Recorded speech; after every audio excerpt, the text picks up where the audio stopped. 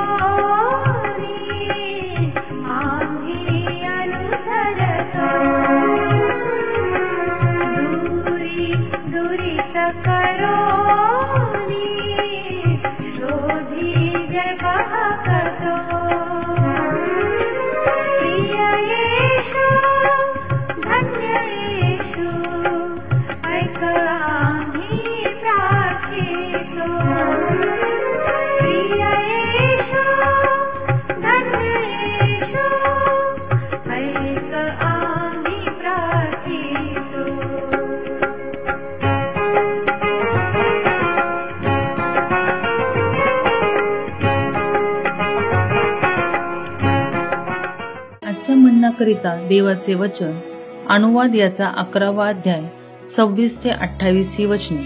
अनुवाद याचा 11वा अध्याय 26 ते 28 ही वचने. पहा, आज तुमच्या पुढे आशीर्वाद व शाप हे दोन्ही मी ठेवीत आहे. म्हणजे तुमचा देव परमेश्वर ह्याच्या ज्या आज्ञा मी आज तुम्हाला सांगत आहे त्या तुम्ही पाळल्या तर तुम्हाला आशीर्वाद मिळेल.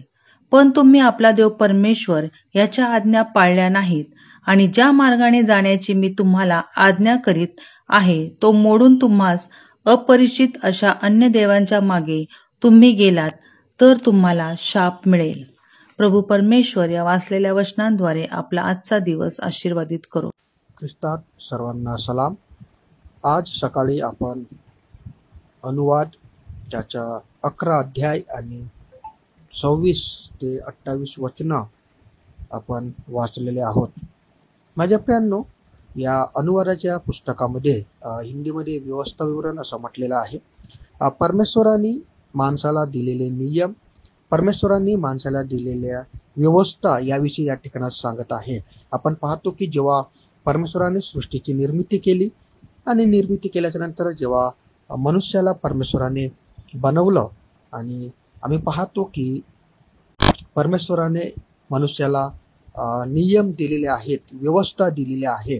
आणि या 26 वचनामध्ये खूप सुंदर सांगत आहे की आज मी तुमच्या पुढे आशीर्वाद आणि श्राप या 2 गोष्टी ठेवत आहे. तुम्हाला निवड करायची आहे की तुम्हाला आशीर्वाद हवा आहे किंवा श्राप हवा आहे. माझ्या प्रियांनो, परमेश्वर आम्हाला श्राप देत नाही, तर माझ्या प्रियांनो परमेश्वराने आमच्यासाठी आशीर्वाद ठेवलेला आहे.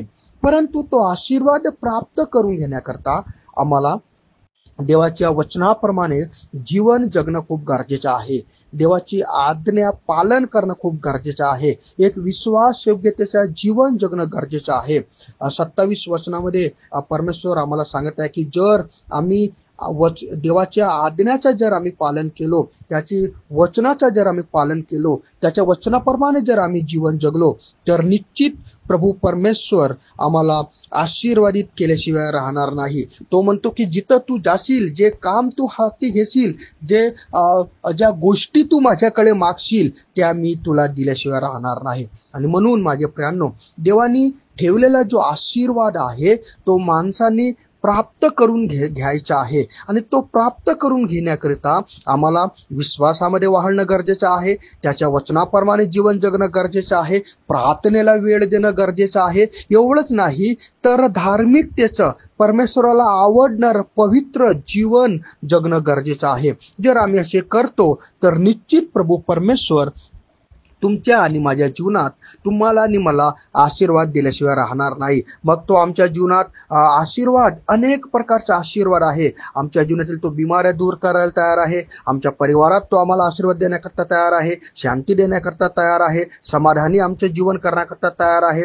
आमचा व्यवसाय असो, शेतीवाडी असो, कामधंदा असो, जे पण काही आहेत माझे प्रियांनो, त्या सर्व गोष्टीत परमेश्वर आम्हाला आशीर्वादित करण्याकरता तयार आहे. परंतु आम्हाला देवाच्या वचनाप्रमाणे जीवन जगायचे आहे, देवाच्या आज्ञाचं पालन करणं गरजेचं आहे. ज्या आज्ञा देवाप्पाने तुम्हाला आणि मला दिलेला आहे की आम्ही विश्वासात वाढावं, आम्ही प्रार्थनेत वाढावं, आम्ही वचनात वाढावं, आम्ही धार्मिकतेचे जीवन जगावं, आम्ही जगात राहून जगासारखे जीवन जगू नये, जगातील लोकांसारखं आमचे व्यवहार नसावं. तर देवाला आवडणारं व्यवहार, देवाला आवडणारं जीवन, देवाला पसंतीस उतरणारं असे जीवन जर आम्ही जगत आहोत तर निश्चितच प्रभू परमेश्वर सर्व प्रकारचे आशीर्वाद आम्हाला दिल्याशिवाय राहणार नाही. जर व्यवस्थाविवरण अध्याय 28 मध्ये जर बघितलं तर त्या ठिकाणात परमेश्वराने अनेक प्रकारचे आशीर्वाद, म्हणजे सर्व आशीर्वाद मनुष्य जातीकरता ठेवलेला आहे. आणि ते आशीर्वाद आम्हाला प्राप्त करून घ्यायचे आहेत. तर आम्ही विश्वासयोग्यतेने या जगामध्ये जीवन जगायला पाहिजे. आमच्या परमेश्वरामध्ये आम्हाला बनून राहायला पाहिजे, वचनात आणि प्रार्थनेमध्ये आम्हाला बनून राहायला पाहिजे. जर आम्ही बनून राहतो, वचनात आणि प्रार्थनेमध्ये जर जीवन जगतो तर निश्चित प्रभू सर्व प्रकारचे आशीर्वाद तो आम्हाला देतो आणि आम्ही आशीर्वादित असे व्यक्ती होतो. या वचनाच्या द्वारे देवबाप्पा तुम्हाला आणि मला आशीर्वादित करो. आपण प्रार्थना करूया. स्वर्गीय प्रभू परमेश्वरा, आम्ही विशेष प्रार्थना करतो, जे आशीर्वाद तू आमच्या मनुष्य जातीकरता ठेवलेले आहेत त्या सर्व आशीर्वादाने तू आम्हाला भर आणि तुझ्या वचनाप्रमाणे जीवन जगण्याकरता सहायता आणि मदत कर. तारणाऱ्या येशूच्याच नावात प्रार्थना मागत आहे. आमीन.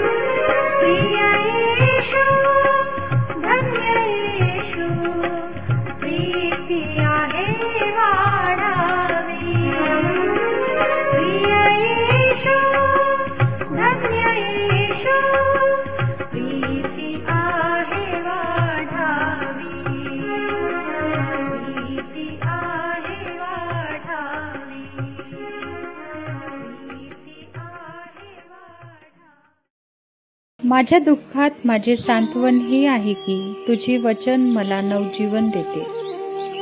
आमचा टोल फ्री नंबर 1-800-2700-333. आम्ही आपणासाठी या नंबरवर प्रार्थना करण्यास उपलब्ध आहोत. धन्यवाद.